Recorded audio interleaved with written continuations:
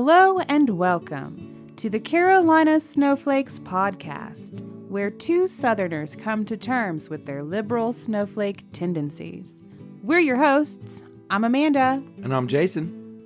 And we're here with this week's episode of the Carolina Snowflakes Podcast. We're calling this one Knee Deep in It. And the it to which we are referring is shit. Because if you're a human being and you are alive, you saw this week a bunch of fat, white, Republican redneck dudes storm the Capitol building and bust in and terrorize or whatever. Cause a ruckus. Cause a ruckus for sure. And it was pretty shitty. And it got me thinking about a lot of things, I guess. This was a very provocative event for me. It brought a lot of things to mind. What about you? Yeah, well, I, as you know, work from home currently. So I had the television on the news because I was curious what was going to happen at that rally. Yeah. And I just watched the whole thing unfold live on television. And my jaw was just, I had to pull it off the floor. Yeah, Shock. I don't mean to body shame them, but the reason I point that out is there's a lot of conspiracy theories going around online. You may have heard about this, that it was Antifa pretending to be Trump supporters. Right. And I would like to point out that every single one of those men I saw on TV busting into the Capitol building were pretty overweight, and they were definitely white and middle-aged. And I've never seen an Antifa person that looks like that at all. No. Antifa people usually have skinny jeans, multicolored hair, usually very pale, like an iron deficiency thing going on. They usually... That's why they wear so much armor. And they usually are like 20. Yeah, they're 20, they're lanky and thin and... With skinny jeans on, and none of those dudes had skinny jeans different on. Colored hair, and they're not middle-aged. And not overweight at all. No. So... just from a casual glance, you could tell that wasn't Antifa. Just as a casual body observation. They were way older and much more overweight. Yeah, so I think, it's legit. Those were actual Trump supporters. Yeah, and I'm 100% sure. I don't think there was any foolishness with Antifa going on there, but that's what they're going to say. Right. So I wanted to dispel that myth right off the bat. And speaking of shit, by the way, Christmas just got over with.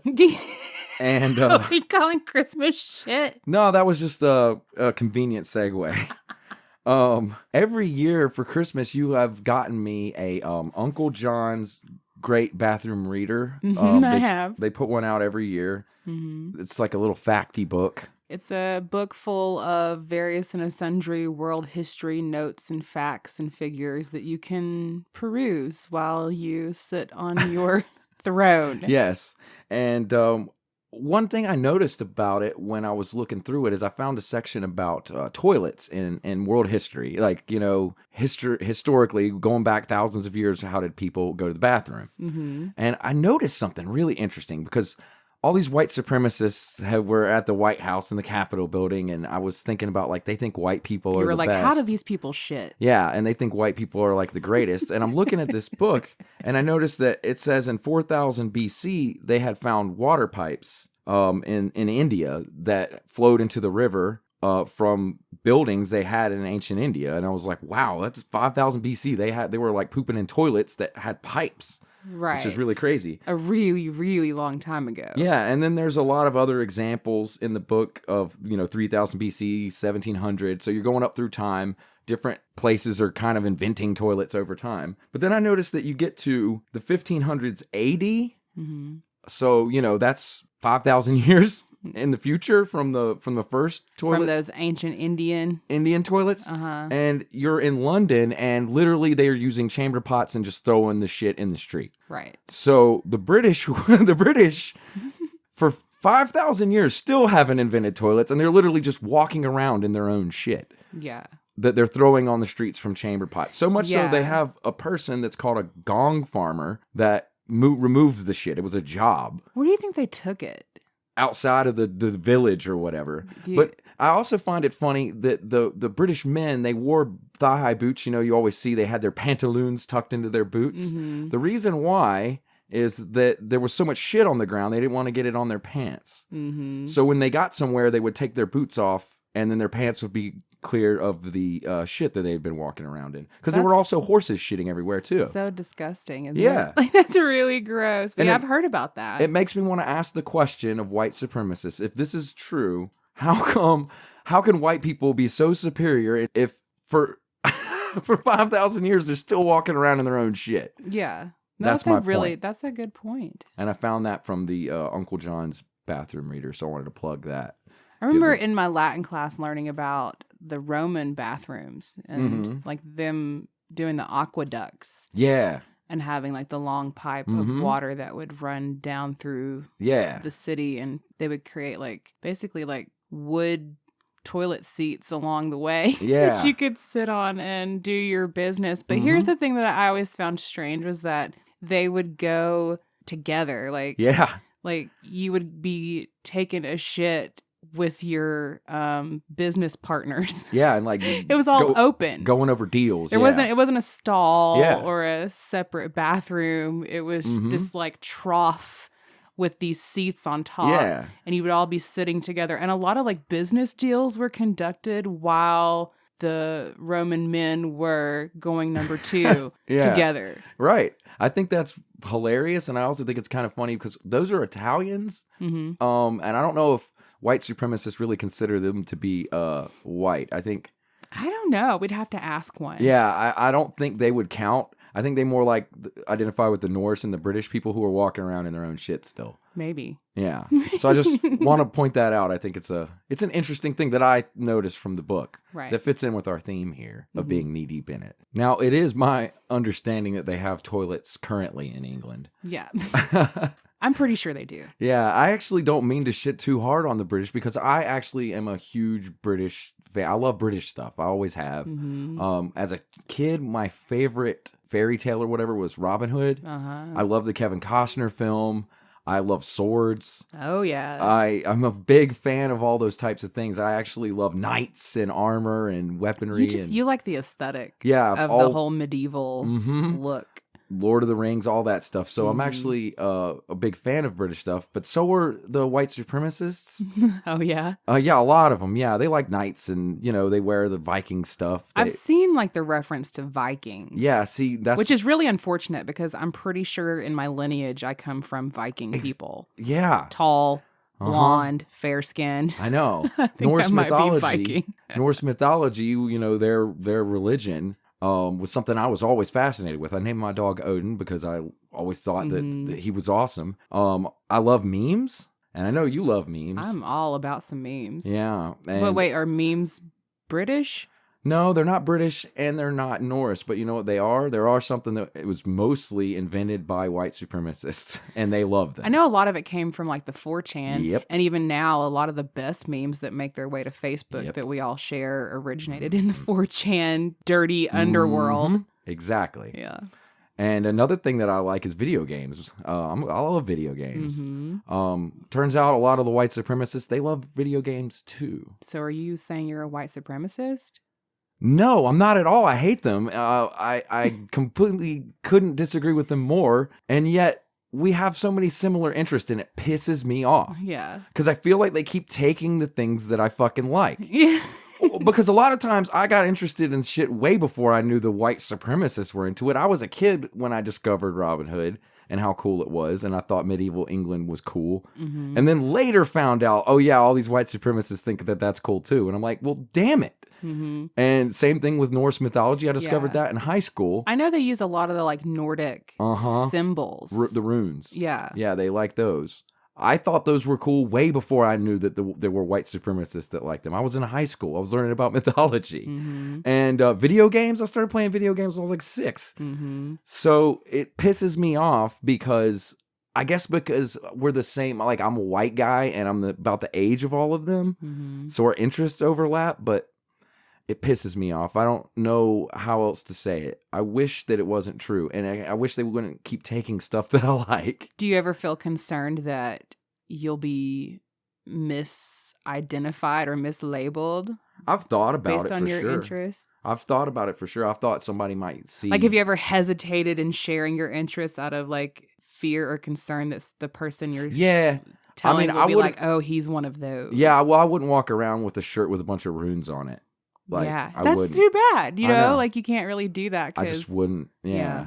And like there's some bands I like that are pretty Nordic. Like there's a band called Amon Amarth. They're named after Lord of the Rings. They're all Vikings and stuff. Well, you listen to that like I love them. death metal. Yeah, and heavy but I metal. won't even wear their shirts because I don't want to because be there's mistaken. that association. Yeah, it's the same thing. I think people that like the Punisher, the cartoon, the comic book, the guy, the Punisher, his skull has been co-opted. The Punisher skull, you've seen it, is like, oh, you're right. they love that thing. So I feel bad for people that like the comic book before the racists took it. Oh, yeah. Pepe the Frog. I don't know if you're familiar with Pepe. I do know, yeah, Pepe. He had nothing to do with being racist until the racists took it. I thought it was an incel thing. Well, it started off in just 4chan in general, but the Yeah. point is it was a meme that had nothing to do with racist, and now it is. Mm-hmm. And so not only are they like taking stuff that is currently cool, but they also have taken things in the past that were cool that I didn't know they took.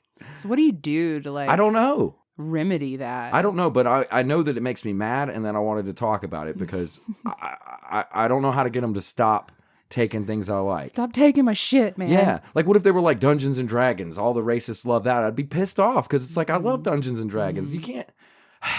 Yeah. Yeah. So stop taking our shit, racist people. And aside from just getting worked up and making jokes about it, when I really think about why that is, the reason is because they're targeting people like me. And so they are putting things in their messaging to target people that like the similar things that I do, because that's what people my age and my Sure. socioeconomic place fit. So Yeah, I mean, you would definitely be a prime candidate for joining some sort of white yeah. supremacist organization. Not I if they guess. heard the podcast. Oh no, if they heard this, they would hate you. But Yeah. just looking at you, I can see that. Plus, you mentioned that a lot of them are in the same kind of age bracket anyway, so they're they probably came to like the same kind of things as you in a similar way. They just, instead of liking it and not being a total piece of shit, they like it and became a piece of shit. Yeah, and I think a lot of times that's what attracted them to it in the first place. And there's a book that I've been reading recently called Cultural Warlords by Talia Lavin. Culture what? Warlords. Culture Warlords. By Talia Lavin. Okay. And she's a writer who sort of infiltrated. She pretended to be white supremacists and sort of infiltrated their whole world. And, you know, she goes over a lot of the same types of things I was just talking about. They're interested in video games, memes, you know, so Norse mythology. Did she go in person? She used the internet. She anonymously infiltrated a lot of these groups. Oh. And she reported on them. And very similar to what we did on our show when we did parlor tricks. Yeah, when we went undercover. And pretended to be, and to see what they're saying. And what I found in there is that, like, the culture has bled out into the rest of the world. Their whole sarcasm, multi-layered sarcasm meme culture is something that has infiltrated the whole internet, and they're just the ones who started it. But I don't know that they get to be the ones who claim it. And I think I don't know exactly how to fight white supremacy, but I know that they're going to use whatever's in popular culture to push their stuff. And so you always have to be aware of it. You always have to know that it could be coming from somewhere like that, I guess is what I'm trying to say. Well, I mean, it makes sense just strictly thinking about it from like a business point of view. If you were to think of white supremacy as an operation, you're going to want to use the same channels and marketing that regular businesses or groups that are on the up and up would use, which would be like your social medias, and your Twitters and your Facebooks. Yeah. So it makes sense. I could give you an example from this week. I mean, even ISIS used social media to recruit for their crazy destruction. And so you can't shut down the social media. So what do? It's a conundrum. Right. Because a lot of good does come from social media. It's a really tough call, and I don't know what to do because I can see it. It's like very clear. A lot of the plans, the people that were planning what happened this week at the Capitol, were talking about it on these websites. Like they were like the woman who got shot. she had apparently just posted like the day before or something on her own Facebook about, you know, her beliefs and her intentions and what she was doing there. So she was in it. Yeah. And that's why I feel threatened by this whole thing. The whole white supremacist thing is scary to me because it's really invasive, and it's like a gas. It just keeps expanding in this country, and I think a lot of people haven't wanted to see it, and hopefully this week lets people see it. I think it has to, because and the point's been made. Even Biden said, like, this, if this group had been Black, or this had been a BLM protest, there would have been much more police presence and undoubtedly more carnage, more death, than what we saw. It was bizarre. There was like no police presence. It was so weird. Very little, and then I saw a video of police taking selfies with some of these people who broke in. And it's like, if you can't see how the difference between white and Black and the treatment, then something's wrong with you. It's honestly never been more obvious. Yes, very, very apparent. It's really sad, and it's really, I don't know, it's scary right now. I'm like, the white supremacists actually have me scared, and I'm white. Yeah, I know, but they're fucking assholes, and they are ruining stuff. And they're using really devious ways that I think a lot of people are unaware of to do it. Because we although it was shock and awe this week in watching what was happening at the Capitol building, you and I really weren't terribly surprised. No. In fact, if you go back and listen to our QAnon episode, we talked about what these folks are capable of, what they believe, and what they are going to do. If you listen to our Incel MGTOW extravaganza episode, you will also hear me talking about the threats from these people who are a lot of overlap there. A lot of overlap. It's not necessarily the same group, but there's a lot of overlap. There's so many different groups even within. Yes, there are. The larger mass that was there, and one of the news organizations actually stopped and like they took photos from the gathering and looked at different symbols, hand gestures, and the flags that people were carrying, and went through and identified the varying white supremacist, sexist, etc. types and names of groups and organizations that were there, and many of them were very bad. Yes. Like Southern Poverty Law Center red flags, you know? Yeah, that article was actually on CNN.com. You can find it there. It's called Decoding the Extremist Symbols and Groups at the Capitol Hill Insurrection. Yeah, to me, that's just fascinating that they were able to go through and look at all these photos from the event and point out all the different groups and gangs, you know, I'm using air quotes, gangs that were there. Yeah, there's a lot. There was actually more than a lot of people realize. There was groups there with symbols and flags that you may have never seen before. There was one, I can't remember which one it was, that I was like, I've never seen that one Release before. the Kraken. Release the Kraken was one, and then the other one that was like the American flag, but it had something else over it. Oh, the Oath Keepers one? Yeah, that one. Yeah. There was a lot. I mean, there's several, and I mean, we did a bonus episode called Parlor Talk, where we talked about Parlor Tricks. Parlor Tricks, that's right. Where I talked about the Proud Boys, which was another group that was there. They were there, but apparently they toned down their look because their leader had just been arrested. And he told them on social media to go on incognito. Yeah. So they were there, but they didn't represent their flags or everything like because they I guess knew that it was going to go bad. They knew that they were going to be a target, especially because they've gotten a lot more national attention with that debate. Yeah. Where Donald Trump told them to stand by. Yeah. So there were several, and you could read the article. We'll link to it in the show notes for sure, because it's a really good article. And it's interesting too, because the people who stormed the Capitol weren't the only people that were there that day. There were plenty of regular Trump supporters who went peacefully and just hung out with their friends and left. Yeah. There was only certain very extreme groups, I think, that busted into the Capitol. And a lot of the QAnon folks. Committed crimes. Yeah, and I saw a lot of Qs. There's been a lot of interesting QAnon. And that whole, like, where we go one, we go all. Mm-hmm. That was definitely represented there. So I feel like I do need to say that it's not like every person that went there was a scumbag. I don't think that that's true. No, I do think that there were a lot of folks there who were just like plain old ordinary Fox News watching Republicans but had no intention of doing anything bad. No, I think they had been led to believe that their votes hadn't counted and that Donald Trump was supposed to be the real winner of the presidency. They don't necessarily subscribe to the QAnon crazy, or the Proud Boy chauvinists, etc. I think there's a lot of those hate groups that are that are just they're still talking online right now about doing something at the inauguration. Yes, they're calling it our last chance rally or some shit. So it's not even over. No. When we're recording this, nothing else has happened, but who knows? So these people are like pretty dangerous, and they still are. Yeah. And we're knee deep in it. Knee deep in it. Mm-hmm.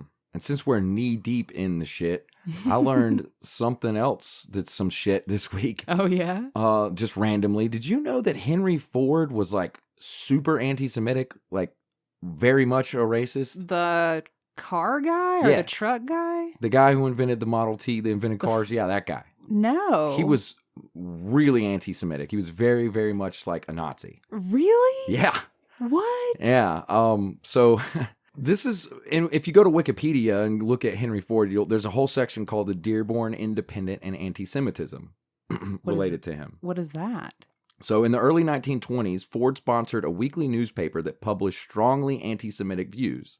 At the same time, Ford had a reputation as one of the few major corporations hiring black workers. He also hired women and handicapped men at the time when doing so was very uncommon. Part of his racist and anti-Semitic legacy includes the funding of square dancing in American schools because he hated jazz and associated the creation with Jewish people. Okay, wait. So he did hire black people? Mm-hmm. And he hired women and disabled people, but hated Jewish people.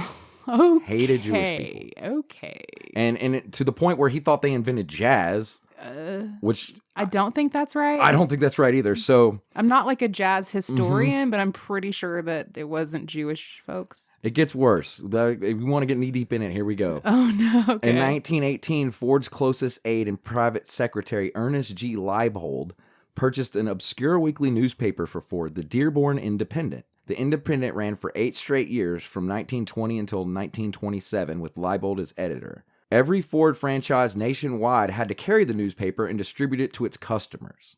Whoa. During this period, Ford emerged as a respected spokesman for far right-wing extremism and religious prejudice, reaching over 700,000 readers with the newspaper. So every time you would go to a Ford dealership and buy a Ford vehicle, you also got this anti-Semitic quote newspaper. To give you an idea of how anti-Semitic, on May 22nd, 1920, Ford wrote, "If fans knew what the trouble with American baseball is, they have 3 words: too much Jew."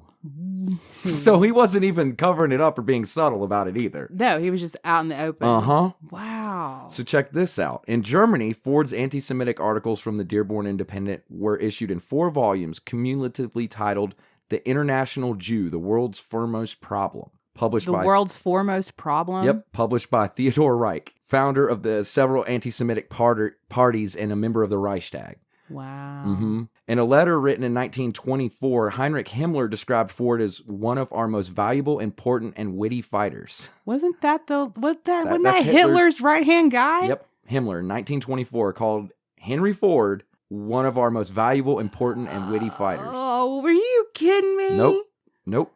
Speaking in 1931 to a Detroit News reporter, Hitler said he regarded Ford as his inspiration, explaining his reason for keeping a Ford's life-size portrait next to his desk. Hitler had a life-size portrait of Henry Ford beside his desk. Because he liked his anti-Semitic ways. Yep. That is nuts. Yeah, I know. Isn't that crazy? We don't learn about that part in school. No, we just learned that Ford is why we have cars. How about this? Ford is the only American mentioned favorably in Mein Kampf, although he is only mentioned twice. Wow. Yep. He's like Americans are in general pieces of shit, except that Ford guy. Yep. He's all right. Yep. I like the portrait I have of him next to my desk. Isn't that insane? Yes. Yeah. So, what happened after that is he printed an anti-Semitic text that's like fabricated, that's supposed to describe a Jewish conspiracy written by Jews called the Protocols of the Elders of Zion. It's a fake thing, and he republished that and got sued by the Anti-Defamation League, who came into existence pretty soon after that. Good. And I'm glad he got sued. Yeah, Henry Ford actually kind of did a mealy-mouthed apology about it and sort of toned it down after the 20s. But his anti-Semitic bullshit kept flowing, and you can still get those books. In fact, The International Jew is still for sale on Amazon today. Now, the internet, which one's that? Is that the compilation? Yep. That's the one that's a compilation of all of Ford's anti-Semitic articles from the Dearborn Independent. Wow. But that was Germany who put all that together into a compilation. It wasn't maybe that's why you can still buy it, because it was German published. I don't know, but that's just some facts that I learned this week that wow. are no, true. I had no idea. I mean, think about when you're learning about history, American history, they just mentioned Ford as like the guy who made the Model T, and now thanks to him we have cars. They don't mention that he also helped motivate Hitler. Yeah. Wow. So, since we're knee deep in it, I wanted to discuss the fact that this, what Ford had and what a lot of these people in the alt-right currently have, is a specific type of racism that is much more anti-Semitic than it is anti-Black. Yeah. So anti-Semitism is not a separate, but a particular, I guess, flavor of white supremacy that I wanted to talk about a little bit, because it's not the same in a lot of ways. There's a long history of it, and they approach it a little bit differently than the anti-Black ones. I guess it's different in the sense of our relationship to Jewish people, white people's relationship to Jewish people. We didn't own them like we owned Black people historically. We didn't enslave them here in the U.S. Right. So, I mean, there's a lot of subtle differences, but I think for the most part, I've noticed that there wasn't any swastikas at that Capitol Hill. No, I don't think any of the, like that CNN breakdown looking at all the symbols and stuff, nobody picked up a swastika. I didn't. I mean, there were probably a couple there, but I didn't. They weren't prevalent. I feel like if they were there, it was probably on someone's skin, and it was covered by t-shirts and jackets. And I was thinking a lot about that, because there's a distinct thing that's happening here with types of flavors, variants of white supremacy that I find fascinating. Sure. I have read other articles talking about it, and I kind of wanted to discuss it a little bit. So there's anti-Semitism that comes from particular regions, like mostly Germany, that sort of European flavor of racism. And then there's a specific kind of like anti-Black racism that comes from America, specifically in the South. Yep. And then I think that America as a whole has a very British flavor of racism that is a colonial attitude that I think is different. So there's the attitude of like, we need to eliminate all these people from the world because they're terrible. There's that attitude. But then there's another attitude that says, we need to make them better. They're savages, and we need to bring them up to our level to civilize them. Right. That is the particular type of American racism that I see the most. Yeah, well, we've all seen it. America has a really bad habit of thinking the way that we do things here is best. Yes. And that other places should be like us. Case in point, when we tried to go in and force democracy on Iraq. If you want to put that into, I agree completely. And if you want to put that into white supremacist, like, terms, I guess what I'm saying here is that we have a very much more colonial British type of racism. Because that's where America came from.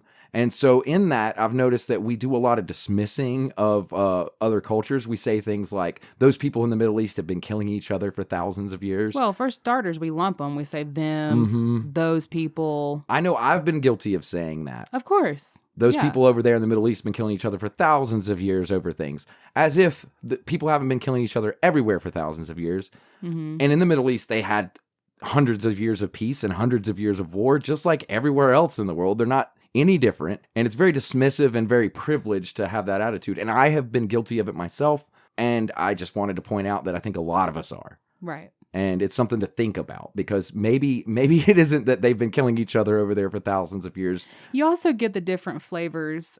We call it flavors. The different flavors of like supremacy here in the U.S. when you listen to these groups or group members talk about who they're mad at. Yes. If they're calling you up and yelling about George Soros, That's anti-Semitic. then they're anti-Semitic. Mm-hmm. But if they're calling you up and they're yelling about the BLM, then they're just racist against black folks. And there's a lot of intermixing, but I think they have distinct tactics, and that like certain cultures tend to lean towards one or another. Yeah. And that's something that I've read a little bit about, but I just noticed myself, and I think it's interesting.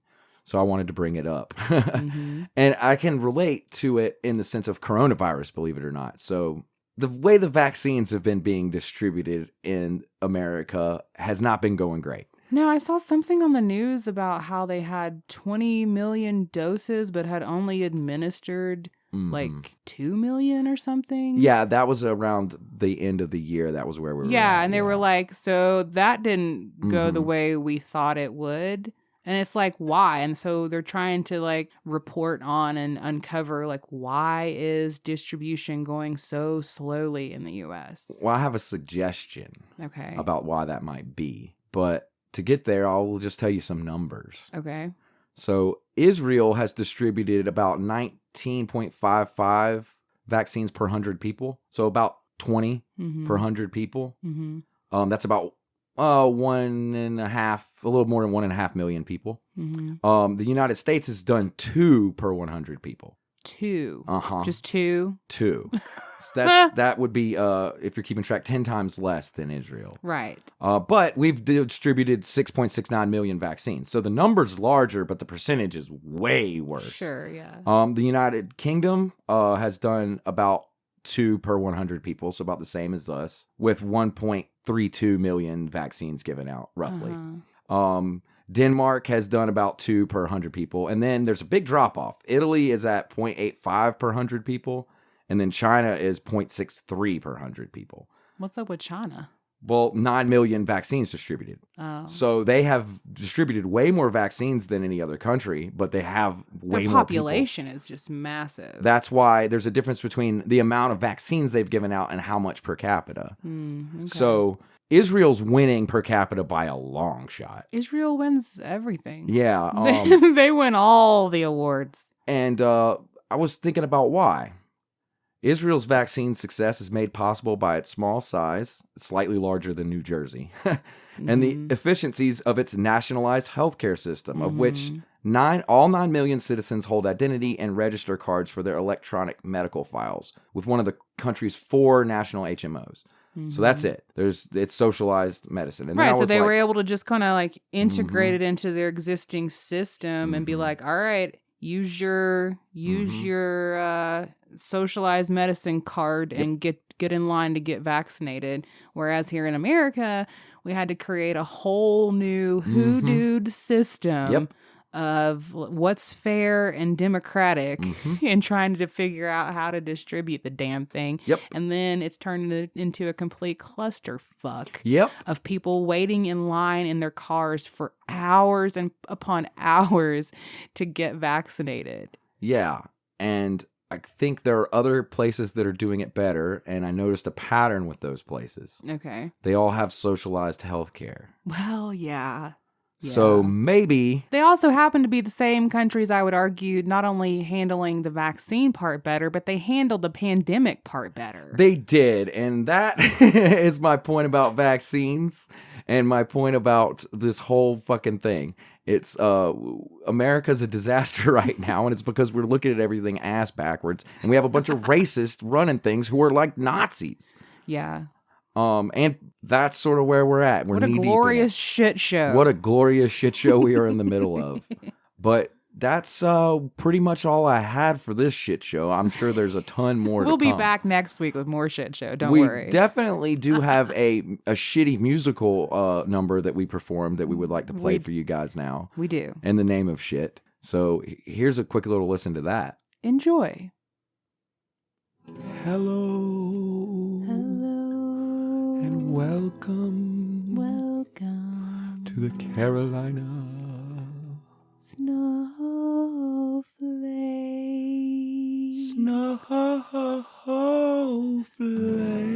Snowflakes Podcast.